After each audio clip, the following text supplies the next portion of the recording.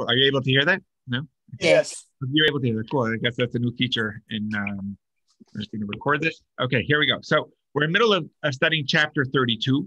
We started it 2 weeks ago. We took a break last week.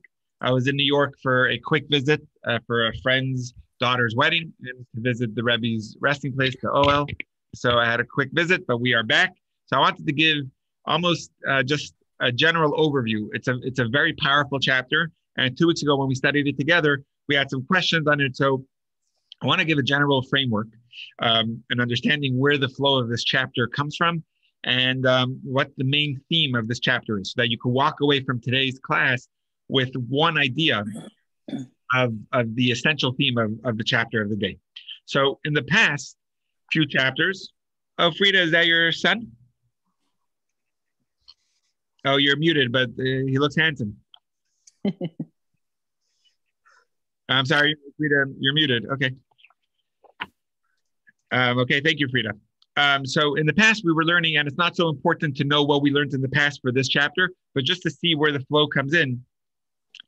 We were learning about the matter of intervention, that if a person is feeling apathetic and feeling down and really feeling numb, I think the Hebrew word was timtum alev, which was desensitized, a person who feels desensitized.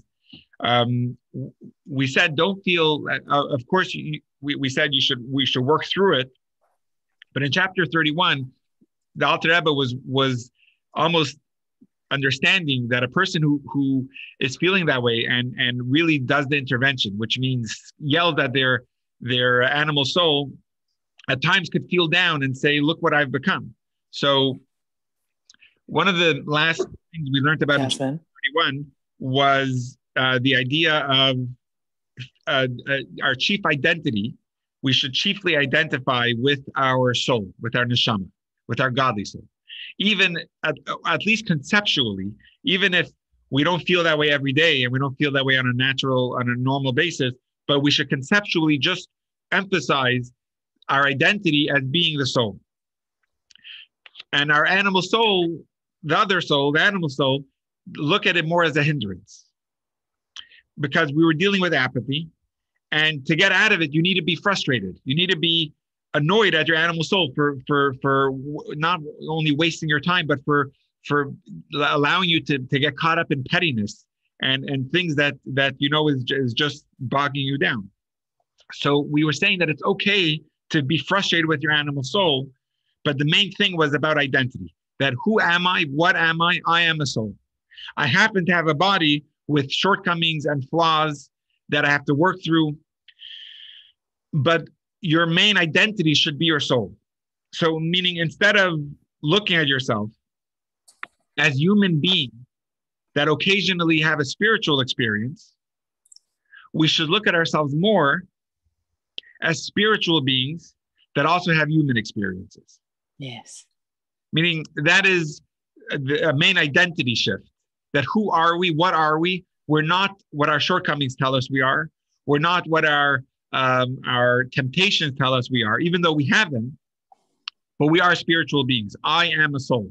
And there is a beautiful, at the end, there is a beautiful meditation at the end of chapter 31, the concept of the meditation of the soul being the princess. And that when you do a mitzvah, you're giving a taste to the princess of what it's like to be back in the palace, to hear her father's voice. You're making the soul feel back at home.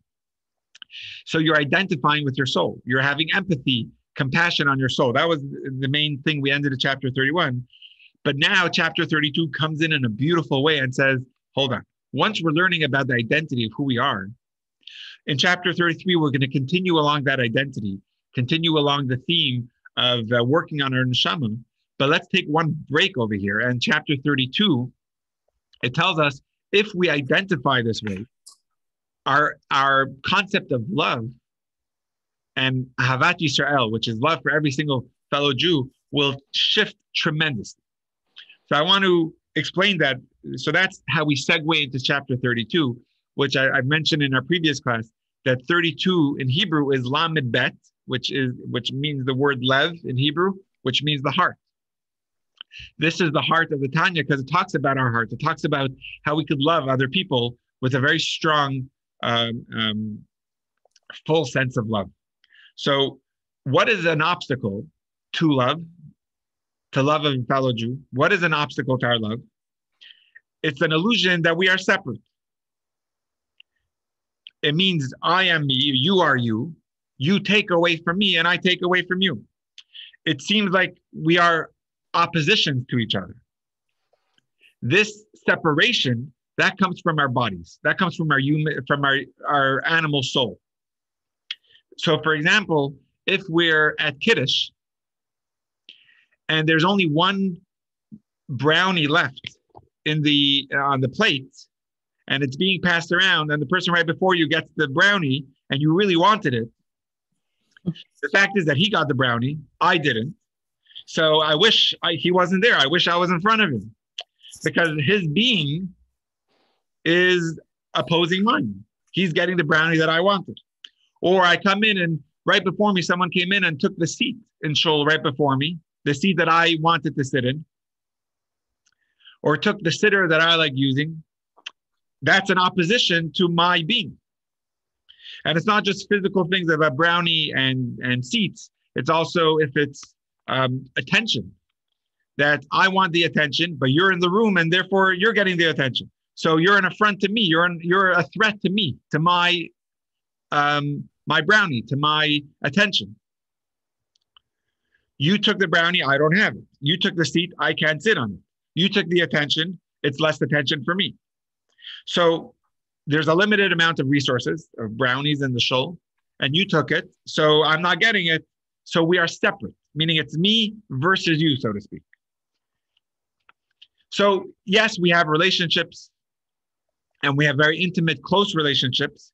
But in order to be in a relationship, it just means I have me, but I'm going to put myself on the side to make room for another. But even when I'm making room for another, it's working on yourself to allow that, to make that happen.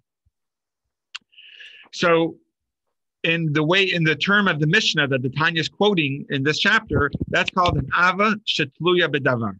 That's a love that is based on a factor. It's a conditional love. Rabbi, can I just say something? Yeah, of course. I love what you said about we are spiritual beings having a human experience. Awesome. Because whenever things in life kind of get me or kind of make me feel overwhelmed or challenged, whenever I remind myself of that, then everything seems inconsequential and feels much smaller. Because I remember, oh my gosh, I'm a human, yes, and these things are quite difficult. But if I'm a spiritual being having a human experience, then it's all just part of my lessons. It's all just part of my ability to be here in a human body. So I love that you said that. Awesome, Maddie. And we're actually, like, you're going to see this class is really such an eye-opener. Like, I almost feel like this is such an essential chapter that really, whether, like my daughter, Hadassah, she actually knows this chapter by heart in the Hebrew. It's like one of the chapters that we study. Like as a kid, they don't do that. They don't do it nowadays anymore. But as a kid, if you got in a fight with another kid in school, this was the punishment where you have to study this chapter of Tanya because it talks about love. And if you're fighting, it means you're not really focusing. You're not understanding this chapter. They don't do it nowadays because they don't as much want to use Torah as a punishment, where it seemed as I'm getting Torah as a punishment, so it's not really done. But in the old school style, I think that's more how it was done. But you'll see in this chapter, I think really we could all identify with this idea. So we do have relationships that we could be involved in, but a lot of them are conditional, which means by default, you are a threat to me. But if you're offering me something sufficiently compelling, I can overlook the threat that you are to me and make room for you. But it's all part of the selfishness. It's because you're offering me something else that's better. So therefore, I'll overlook the other things, that I'll overlook the brownie that you're taking. Or let's say if we're going to live together, if we're going to be in a relationship, God willing, we'll even get married. So I don't want to share my fridge. I like the milk in my fridge, and I know how much is in there from yesterday to today. And now you come into my life and you're drinking that fridge that when I want my cereal in the morning, there's no milk left. Or I don't have the flexibility in my schedule anymore. But I realize that I really want companionship, or there's a social advantage of being with you. It's better for my public image. or you have good resources, or you have good connections with, you'll be able to open doors that I want to get into, or I want to have children. So those are compelling reasons for me to put myself on the side and be in a relationship. But that's still a conditional love. It's still based on a factor. It's still selfish. I want my milk in the fridge, but I want this also, and therefore I'll be in a relationship with you and I'll put the milk. I'll overlook the lack of milk in my fridge. I'm not saying relationships are like this, but this is a love that is based on something. It's based on a factor. In other words, it's an ego-based relationship. It's body-centered. It's animal soul-centered. There's always a reason behind it, and therefore the Mishnah guarantees us that it won't last. Any love that is conditional, as soon as the condition disappears, the love will disappear. So if I married a person or I'm in a relationship for a person's looks, that look will disappear. They can't always maintain that look from when they were in their youth. So it will change, and therefore the love will disappear. And we're told that everything is temporary. These things will disappear, whether it's money, whether it's looks or connections, whether it's houses and resources, whatever it is, they will disappear. And if you're marrying or you're in a relationship or you're in love for a condition, it won't last because the condition can't last. Can I just add to that and say something about that? I'm sorry, I absolutely love this topic already. I really believe that one of the biggest lessons for us all on this planet is to really learn how to love unconditionally. And as human beings, it's almost impossible just from our upbringing and the way we're conditioned as humans. So it's very interesting to hear when you're saying, you're you, I'm here, they're over there. And really, like, spiritually and also scientifically, we're all one, especially if you're talking about Judaism as well. And so it's like, how do you actually really feel that when you are a human and all you can relate to is see, what I hear, what I feel, what I touch is over there. And I heard this really amazing story from Krishna Das, who said that when he went to Auschwitz and they were looking and trying to really hold the space and feel compassion, he was feeling really, really angry. And he had this epiphany that when the sun, he was like shouting to the heavens and saying, why did this happen? Why did this happen to people? And this should never have happened. And he had this epiphany that the sun was shining unconditionally. The sun shines unconditionally on everyone and everything, no matter what. And he had this like real aha moment that, oh my goodness, this is what unconditional love is. Like, if the sun can rise and shine and provide light for everyone, doesn't matter the circumstance or the person or what they did or what happened. It's just an amazing way to really relate to unconditional love. Who is that from? You said... This is a guy called Krishna Das, who actually was born Jewish, but he went to India and was on a different path. But he talks about his experiences of, again, when he went to Auschwitz with another Jewish guy that is a doctor that actually was the person that diminished polio from India. Oh, wow. But he, I think his name was Dr. Larry Brilliant or something like that.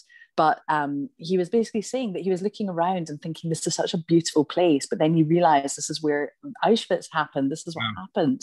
Wow. And it was the sun that made him really understand what unconditional love was.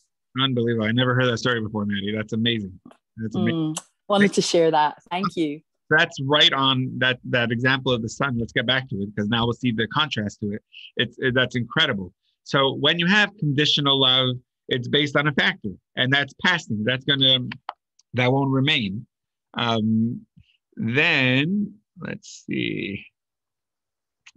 Amazing. Yeah. So the only stability you could have is, or the only, let's in the words of the Mishnah, when it says, Ava she'ina tluya b'davar, a love that is not dependent on anything. What is the way to have then it would last? So what is the way to have permanent love? A love that is not dependent on anything. What is that? How do you have a love that's not dependent on something? That's when it's a soul-centered person. When a person is soul-centered, their emphasis is on their soul, then they could achieve unconditional love, because it never disappears. It's always there, because it's not, the soul is permanent, And therefore, if I'm emphasizing my soul, let's take this in steps. A body-centered relationship, it emphasizes how separate we are. I'm getting the attention, then you're not getting it. If you're getting the attention, then I'm not getting it. But a soul-centered relationship, it emphasizes how we are all one. Like one light, it could shine into many cups, into many vessels.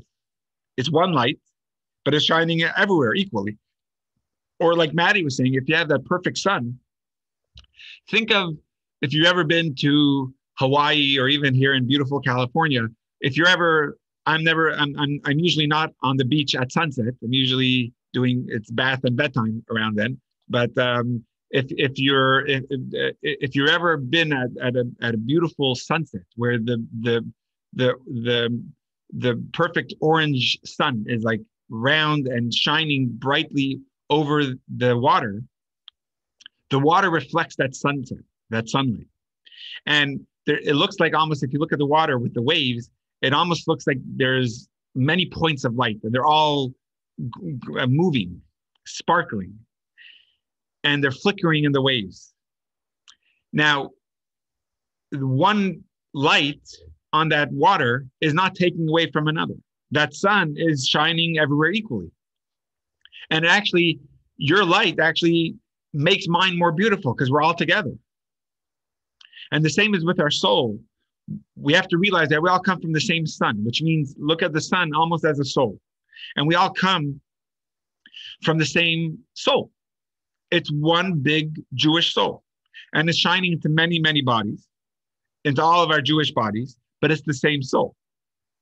That's how we're supposed to look at it's amazing to if you're soul-centered, if you're able to try to emphasize your soul more, you won't look at anyone around you as a separate entity.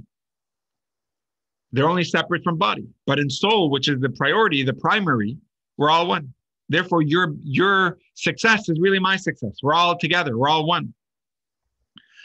So what's the difference if you get to eat that or if I get to eat that brownie?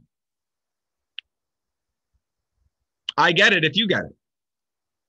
So if I'm able to rise above my own limitations, rise above my body's self-centeredness, then I could see you as a soul also. But in order to get there, first you have to work on seeing yourself as a soul. Because you can't see someone else as a soul unless you see yourself as a soul first. So first, the meditation, the work, which is what chapter 32 is about, is see yourself as a soul. And when you see yourself as a soul, which is really also the end of chapter 31, now that's how you should look at everyone else around you. Do you see everyone else around you as a soul? It reminds me of a quote.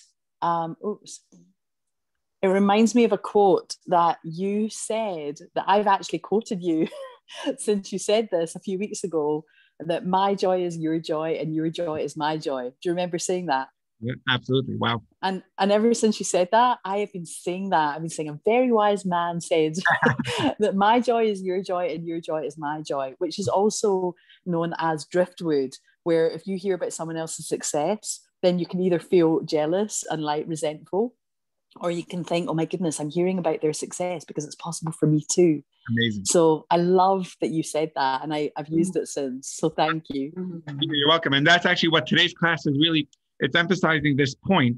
And so if I'm able to rise above my limitations, then I see myself as a soul, not as a body. And then you could see other people that way.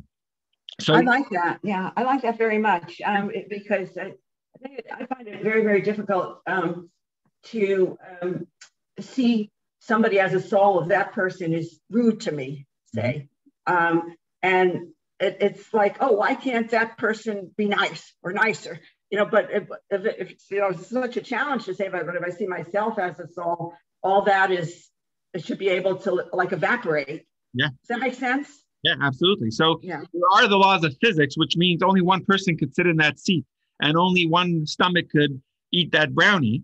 But that's besides the point. The main thing is my soul, and that's who I'm identifying as. So when it's soul-based, it's not dependent on a factor, which means so this is really how we could boil this down.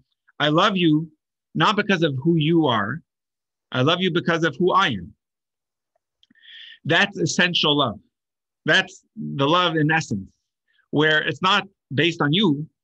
It's love based on my soul, based on me. And from my soul level, I love you because we're one soul. So let's try to bring this a little more practical, because these are beautiful terms. But let's take this way. Even when it comes to, let's say, children, we have nachas from children. But some days, one child may give you more nachas than the other. One is driving you crazy. The other one got 100 on their test or whatever it is. They came back with a great report. So nachas could fluctuate, one child to another, one day to another. So, but love doesn't fluctuate. You don't love them more one day or another. You may like them more one day or over another. Maybe even based on their personality. One is more similar to you, one is not. So you may like them more one day over another. And it's not so PC to say this, but, and I'm just talking more as a general idea, whereas love doesn't fluctuate. For your children, you love them because they're a part of you, because it's based on who you are. They are an extension of you. And actually, just yesterday, I bring my kids to a carpool stop, and then I come on here and I start my day and I daven and I give classes. So just yesterday, when we got to the carpool stop in San Rafael, so it's like 20 minutes from the house. And Shira, I saw you there last week at our carpool stop. Levi, my son, he forgot his backpack. And in his backpack is his lunchbox. So without thinking, I gave him my lunch. I gave him my snacks that I had for myself. And my daughter is like, but Tati, what are you going to eat? I was like, I eat when I feel good. I feel better when he's eating. So if it's me to eat a sandwich or him to eat a sandwich, it's not even as if I'll go hungry. I almost feel good. I'll feel better knowing that he's eating the sandwich than if I were eating the sandwich, because he's part of me. But on the other hand, for example, if you're at a big work celebration, a dinner with 30 employees, they rented out the restaurant, and you're all having a jolly good old time. And then they bring out a chocolate mousse for dessert. And they're bringing out this perfect chocolate parfait, chocolate mousse for dessert. And everyone's the waiter is giving out to each person. There's 2 waiters even, because there's so many. And you're patiently waiting and smiling as each person is getting theirs. And then you see the waiters leave and yours is not there. So you're patiently waiting, assuming that there's more coming from their kitchen, but they're going on to other things. They're filling up people's water. And you kindly, with a smile, call them over and you say, I'm sure there's another one that's missing. And they're like, no, we gave out an exact amount. There's 30 of you and we gave out 30 plates. They're like, and you're like, no, you didn't. I don't have them. And you look around and you see everyone enjoying their mousse. And you see one person all the way at the back. You don't really know him, all the way on the other side. Hairy guy. He has a clean plate in front of him. He wiped it clean and he's enjoying his second serving. And just to make matters worse, he even has a smudge of the chocolate mousse on his cheek, like just dripping down. And your reaction is, you're not going to tell him this because you're above it, but you monster. How dare you do something so offensive? Who do you think you are, having 2 mousses? Oh, Thomas, you're here now because we're talking about chocolate mousse. I'm kidding. It's good to see you. So you want to yell at him and you want to make it clear that it's not about the mousse. It's about the principle that how dare you take 2? And years later, every time you see him at the water cooler, you think of him as a monster for taking that mousse. You would never invite him to your child's bar mitzvah for sure. And you wouldn't say this out loud because I'm bigger than that. But how dare he do something that offensive? Then take on the other hand, you're at a wedding and it's a family simcha, a lot of friends are there and your whole family sitting together at the table and they bring out a same looking mousse. And you're sitting with your family and the waiter gives out and you're missing yours, but you look and you see your 4-year-old child enjoying a second serving, not for a moment would you be mad at that child. You're actually happier. You even say to yourself, that's wonderful. I don't even have to worry about the calories. He's eating it, which counts as me eating it, but I got to eat it and enjoy it without even the calories. So it's the same moose, but a whole different reaction. Where the first guy in the restaurant you were so mad at, and for years later you don't want to talk to him. But this guy over here, your own child, you almost feel that you got it. Like I was saying before about my kid's lunch. You even have more joy with them eating it than if you would have eaten it. That's a natural love of a parent to a child. And what's beautiful is it's not something they ever did. They didn't earn it.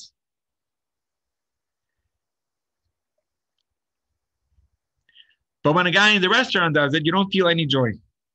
You feel it's an affront to humanity.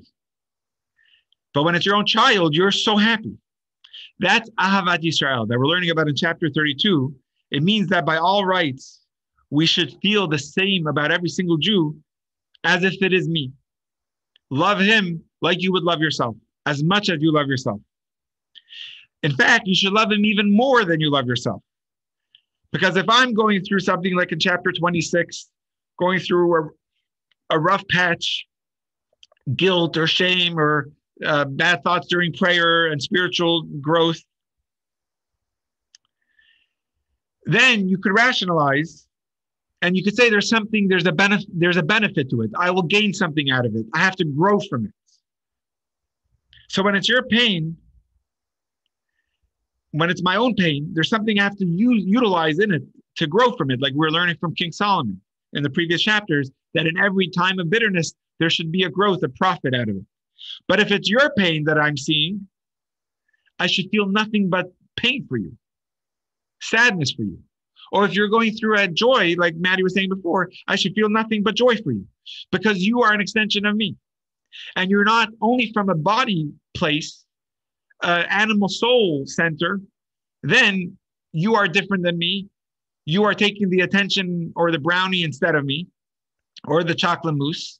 But if you're soul centered, which is what chapter 32 is about, seeing ourselves as one big soul or one big sun, that we all come, the light is shining everywhere equally, then we're all on the same team. So you eating the mousse is as good as me eating the mousse. So now we can understand what actually the part we're up to in chapter 32, which is section 2 on page 362. We're about to quote, and maybe we even quoted it last 2 weeks ago. It's been a while. We quote a golden rule from Hillel. Hillel, his famous teaching that when a person wanted to convert, but only had enough time to learn the whole Torah standing on one foot, the golden rule that Hillel told him, 5 words in Hebrew, what is hateful unto you, don't do to other people. That is the whole Torah, which in other words means love someone like you would want to love yourself. Treat someone how you would want to be treated. But the obvious question that the Tanya is going to bring up is, what are you talking about? In Judaism, there's 613 mitzvahs. Love for your fellow is one of them. Even if you're going to want to say it's a general mitzvah, but it only can represent the general mitzvah of half of the mitzvahs. Because I'll tell you why. In the Torah, there's 2 sets of mitzvahs. One is between a person and God, a relationship with God. For example, Shabbat has nothing to do with you or me, meaning it's between me and God. I shouldn't run on the street and tell you, what are you doing? I'm not offending you. It's between me and God. The same is with kosher. When I keep kosher, it's a mitzvah that's between me and God. But then there's another set of mitzvahs, which are interpersonal, between social mitzvahs, between me and you. Whether it's giving charity, whether it is feeding the orphans, honoring your parents, not stealing, not being jealous, that are between me and you. Business ethics, etc., etc. There's a good set of mitzvahs that are between me and you. In fact, in the tablets, in the luchot, that when Moses came down the mountain with the luchot, there's 10 commandments, 5 on each. 5 are between you and God, between a person and God. Shabbat is one of them, believing in one God, not serving other gods. Then the second 5 is between me and you. Not being jealous, not stealing, not murdering, honoring family, purity. So how could Hillel say this is the entire Torah, the love for a fellow, when in fact it's only representing love for a fellow, which is representing half the mitzvahs, interpersonal. So how can Hillel say it's the golden rule? So the Tanya is going to answer here based on what we were learning. In truth, the essential point of the chapter is that if we can rise above our humanistic nature and transcend the feeling that I am a competition to you, or that you are a competition to me because you're taking my attention or my seat or my brownie or my mousse, we rise above it. If you see yourself as soul-centered, all the mitzvahs, whether between me and God or whether interpersonal between me and you, it's all one foundation. It's all about rising above ourselves and identifying with our soul. So if you can rise above yourself and to see every Jew not as a threat, but see them as a nachas, meaning when they have success, it's really my success. You see them with this love, that they're an extension of me. That's the key to every mitzvah. Every mitzvah, that's the key to it. That's love. That's a love, going back to the Mishnah that we quoted before, that's unconditional. Because it has nothing to do with who you are. The love is about me. It's about who am I, who I am. And I am a soul. And if I am a soul, I see you as a soul also. We're all one big soul. Therefore, your success is actually my success. Your joy is my joy. So that's the essential theme of the chapter. Yes, Maddie. Thank you. So the other thing I wanted to say was that the concept of love being outside of ourselves and trying to get it from someone else is an illusion based on the fact that we are swimming in love, like fish would be swimming in water. We're surrounded by love, like the true love, what real love is that light within our neshama, within our soul, that we're surrounded by all the time, 24 hours a day, 7 days a week, 365 days a year. That if we can tap into that love, that true love, the essence of who we are and what we're doing here, then that's also another way, I think, of what you're saying, where bring yourself back to being soul-centered. Don't think that you have to get this love or this approval or this thing from someone else outside of me. But actually, I've already got everything I need inside of me. And this, if I know that I'm swimming in this love, then I don't have to put so much pressure on getting it from someone else. And if I can connect to that, then I can give it and it can radiate out of me. And then I can then help see the other person as that soul that you're talking about. That's just what I wanted to say. Amazing, amazing. So it's amazing because once you study Tanya and understand our soul, and now in chapter 31, identifying as our soul, then the whole idea of Ahavat Yisrael, which means love another as much as you love yourself, it's real. Because if you're able to transcend yourself and see yourself as a soul and not as a limited body, then everything around you, you could see as that as well. Awesome. So this, and now we're about to, in section 3, which we didn't get, we're going to start with section 2, but next week we're going to get to when people give pushback and say, how could I love that person? Do you know what he did? Do you know who he is? Do you know what he's doing? So there's always going to be that person when you have this beautiful idea of love. They're going to say, yeah, but what about so-and-so? Let me tell you what they did. So far it's about embracing our soul-centered identity and using that towards every Jew. But we could ask a question, what about, I could even bring you a source in the Torah, a quote from the Talmud, where it says in the Torah, and the verse says, you shall rebuke your friend. That if you see them going off, doing something they shouldn't be doing, you have to rebuke them. It's actually a mitzvah in the Torah. So you have a good source where it says it's a mitzvah to rebuke them. And it says in the Talmud that if a teacher rebukes a student because he's sinning, he's doing something he's not allowed to be doing, and the student ignores it, the student continues doing it happily, the Talmud says that you should hate that person. So it's a heavy term, hate this person. But it says it in the Talmud. They're doing something they're not supposed to be doing. They were told to stop doing it by a respected teacher, and the student doesn't care and is still sinning openly and happily, you shouldn't be friends with that person. You should hate that person. So this person could, this person learning chapter 32 that still wants to have not a full love and still wants to show a negative side, you could bring a source in the Torah that says you shouldn't show any love to that person. So first of all, the Alter Rebbe is analyzing that question in section 3 of the chapter, and it's going to say that's only for someone that is your equal, that is your peer. But if it's someone that's lower than you in Torah and mitzvot, which means they don't know better, they're not sure what to do, then they're less than you in their observance. You can't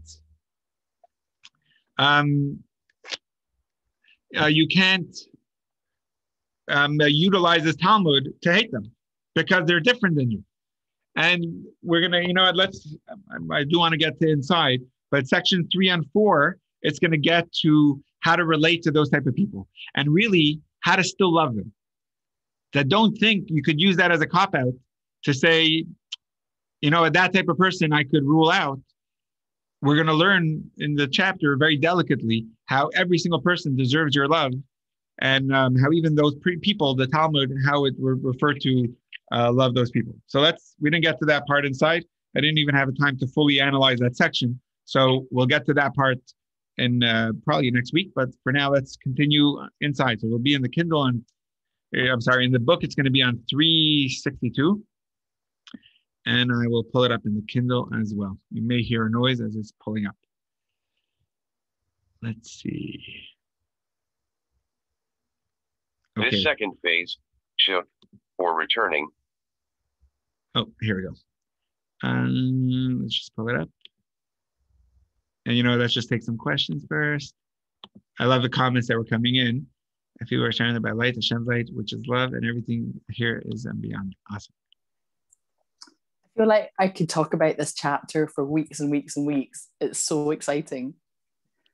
Awesome. And also, I really feel like the really challenging humans that are put in our path, whether it's our partners or our family members or even neighbors or colleagues, these humans that are put on our path that challenge us most are actually our greatest teachers.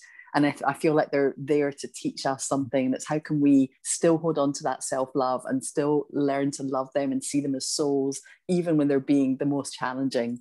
Or even like, as you said, with your kids, it's like we're all here to teach each other all the time and holding the mirror up. Yeah.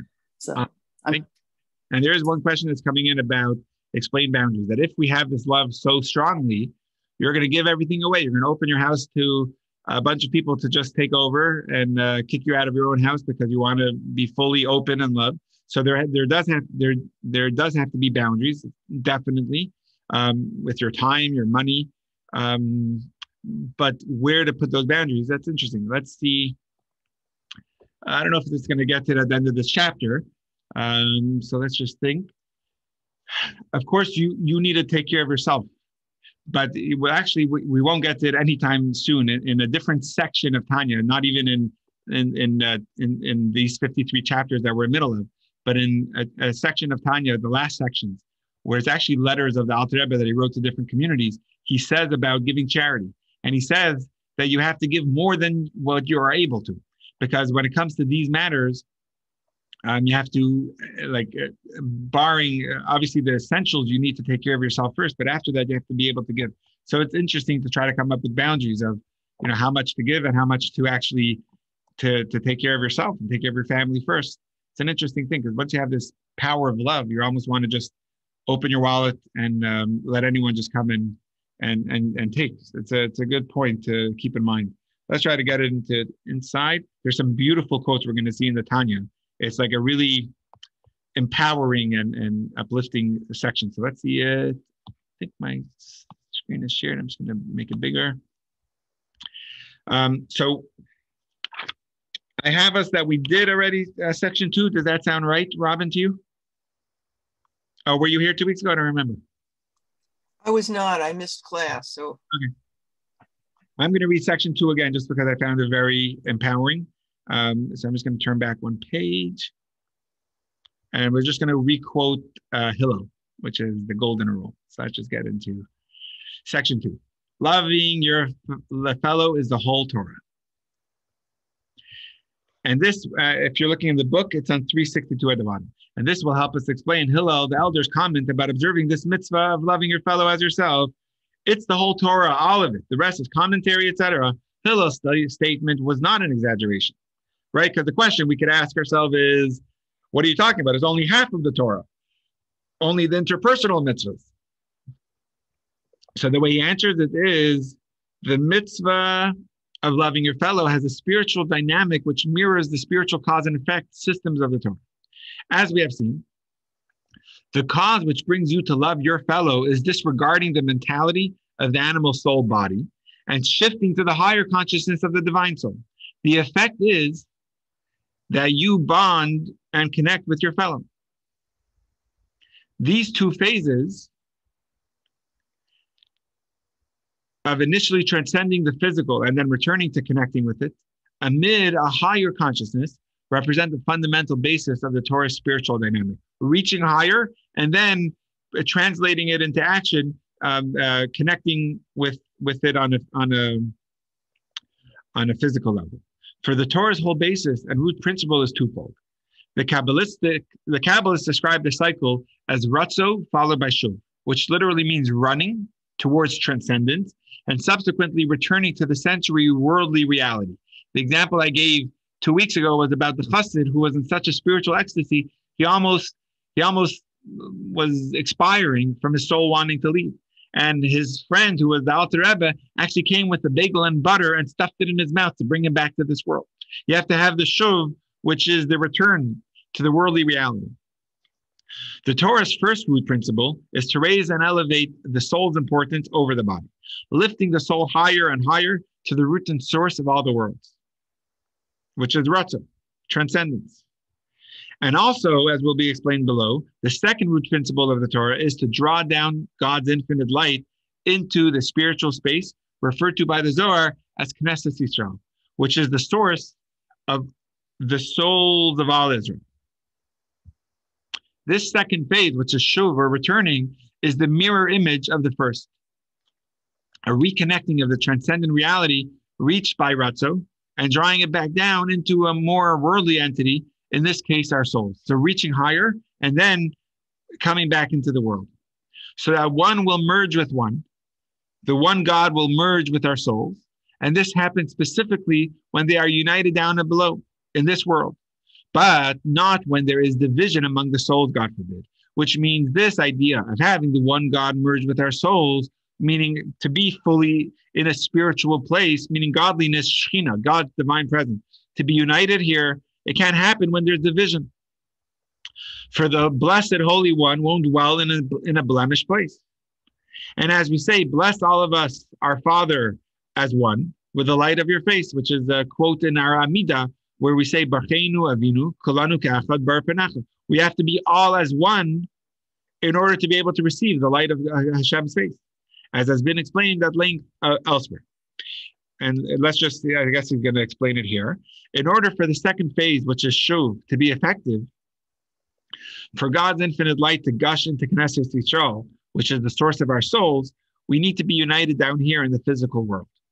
If we are not united down here, Knesset Yisrael will be fragmented and won't receive God's infinite light, since the blessed Holy One won't dwell in a blemished place. From this brief insight, we see that the mitzvah of loving your fellow has a spiritual dynamic, which is central to the whole Torah. With this in mind, when you observe this mitzvah, which is love your fellow, it will bring even more joy of your soul, knowing that you are doing something central to the Torah's vision. All right, let's continue with section 3. So section 2, just in a nutshell, is we have two principles of Ratzoi and Shuv. Ratzoi means transcendence above the worldly, this physical world. And then Shuv, which means to bring it back down, to bring it into this world. But the same is also with God. It's a mirror image. For us to be able to rise and reach that level of godliness and to bring it down into this world, it can't happen if there is fragmentation or division among the souls. We have to be fully, as it says, God won't be able to rest in a blemished place. So the unity will is a prerequisite for Hashem's infinite light to be coming down. In Hebrew, the word is hamshacha, to draw down God's infinite light into this world. So when you do this mitzvah of love your fellow and be united, it's allowing Torah's vision to come true, which is for God's infinite light to be into this world, which could only happen if we are united. So this causes an extra joy. I'm just going to read a Hasidic thought that is here on 363 in the book. And it goes like this. The concerns of my body and ego direct me towards a scarcity mentality of competition and jealousy. The best route to fully love my fellow as myself is to find happiness in the joy of my divine soul alone. We're going to squeeze in section 3, and let's see how we do. I don't know if we'll finish it, but at least let's try to start. Section 3. Does it apply to everybody? While the Torah warns in general against harboring hatred for another, do not hate your brother in your heart is a commandment in the Torah from the book of Leviticus, the rabbis taught that it is obligatory to show contempt towards a sinful person. So now it's going to ask this question. What about a sinful person? How could you show love to them? So this is, remember I told you about the guy that's trying to find a reason not to love? So this is quoting the source in Talmud where a person could find an excuse of why you can't love. And as for the Talmud's teaching that if you witness your friend sinning, it's a mitzvah to show contempt for him. And you should also inform his teacher so that he can show contempt for him as well. This ruling has a very limited application, as we shall see, because otherwise it's questioning the basis of our chapter that we should love everyone. Where over here it says you should show contempt to them. Which one is it? So that's a very limited example. The example of showing contempt, I think he's going to quote like 5 or 4 different reasons of why that doesn't apply to you, why you're not allowed to do that. Let's see. Sefer Charedim, a codification of the mitzvahs by Rabbi Lazar Askari. He's from the 16th century, adds an important stipulation to the Talmud's position. If you see a person commit a sin and you rebuke him respectfully, but he does not cease, then it's a mitzvah to show him contempt. This means that showing contempt to the sinner is a requirement only where A, the sinner has been rebuked, and B, he fails to listen and continues to sin. This in turn imposes a further significant limitation, since the requirement to rebuke a sinner is only applicable in a particular scenario. The Torah states you must repeatedly rebuke your associate, which is in Hebrew, amisacha. Amisacha means your colleague, your associate. And your associate is interpreted to mean one who is like you. If he is like you in obedience to mitzvahs, then you are to rebuke him when he sins. But if he is not, you are not called upon to rebuke him. That's from Seder Eliyahu Rabbah. So just to summarize, so as Tanya will now clarify, the Talmud's view that if it is a requirement, a mitzvah to show contempt to a sinner, only applies where 3 conditions are present. Number 1, the sinner is a Torah observant person. Number 2, you have rebuked him respectfully. Number 3, he doesn't listen to you. Because the Talmud's ruling applies not to any person, but specifically to your associate, which means you're equal in full Torah and mitzvah observance. And it also only applies to an associate towards whom you have already fulfilled the mitzvah. You must repeatedly rebuke your fellow. And this mitzvah of rebuking your fellow applies exclusively to someone who is like you in Torah and mitzvahs, like we see above. And nevertheless, despite your attempts and respectfully correct his behavior, the person has not ceased practicing the sin, as stated in Sefer Charedim above. So, just to summarize what we've been saying over here in this section, our theme of this chapter is rise above your limitations of your body, of your animal soul, and from a soul, when you transcend to your soul, when you identify as a soul person, soul-centered, then you see everyone together as you, and you should love everyone. But the question we have on this is, what about what the Talmud says that I should actually show contempt to a person who's sinning? So he says that's a very limited teaching. That's a very limited application. That is only when he is your associate, which means he's Torah observant like you. He's fully involved. If he's not Torah observant like you, you can't show him any contempt. He doesn't know what to do. She doesn't know how to fulfill. How could you show her contempt? So number 1 has to be someone who's equal to you in your observance. And number two, it has to be someone who you respectfully try to teach and get them to stop doing the wrong things. And number three, they didn't listen to you. So it's a very limited time and application of when this contempt could even come into place, the Alter Rebbe says. Because if they're not observant like you, or even if they are fully observant like you, but you didn't rebuke them respectfully yet, you can't show them any contempt. If you already rebuked them respectfully, but they listen to you, you can't show them contempt. They have to be fully equal to you. You have to show them full love. If they refuse listening to you, they ignored you, then that's when this Talmudic example would come to play. Robin, I see your hand raised. Yeah. My question, I'm thinking of one person in particular who's a big macher in Chabad in Crown Heights. He spent time in prison. He came out. Everybody adores this man. I'm talking about Rubashkin. I despise him for what he did, not just to his workers, but to the animals whose organs were pulled out of them while they were still alive. And I saw the videos, and I know this is true. People adore this man. He has a ton of money. He is way more Torah observant than I am, I assume. I've never rebuked him. I don't know him personally. I hate him. What can I say? He's a monster. What do you do in a case like that? First of all, he's not a monster. I fully disagree with you. And just because that's a very, very harsh term. I used it before about a guy eating chocolate mousse, but I would never use it on a person, and really on any Jew, especially someone like Shalom Mordechai Rubashkin. I love him. I absolutely love him. He did something wrong. I'm not going to, Robin, I'm totally not going to get into an argument. Yeah, we won't, but he's been rebuked. And it's only because you mentioned his name that I have to defend him. I would have preferred you don't mention his name, and then we could just talk about an idea about someone who you feel did something wrong, and how could you love that person. But once you mention his name, I have to make sure to say I love him. When we see each other in person, we'll talk about it. And when I see Rubashkin next, I'm going to give him a bigger hug than I imagined. Can I speak to this? Can I speak to this, Robin? Please. So the energy that you feel right now in your body, in your precious, beautiful body temple, is wasting so much energy with a feeling of hatred. And this is not what you're supposed to be carrying around, because it's making you sick and it's making you less powerful than you really are meant to be.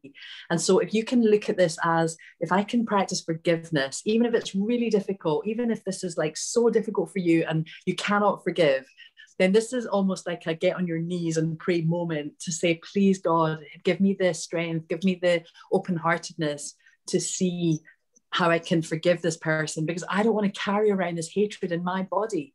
Because the person doesn't know you, they don't care, they don't feel anything. You're the only person that's suffering in this situation.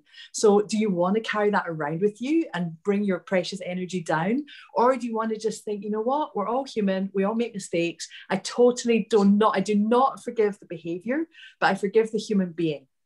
And this is just something that I feel really strongly about, because forgiveness is one of the key things that if we can practice it and really learn to forgive, then you're literally setting yourself free, because you were not put on here on this earth with your stunning photography and your beautiful heart to walk around carrying hatred in your soul. It's not who you are. That's your ego. That's not your heart and soul. So I just want to tell you that and share that with you.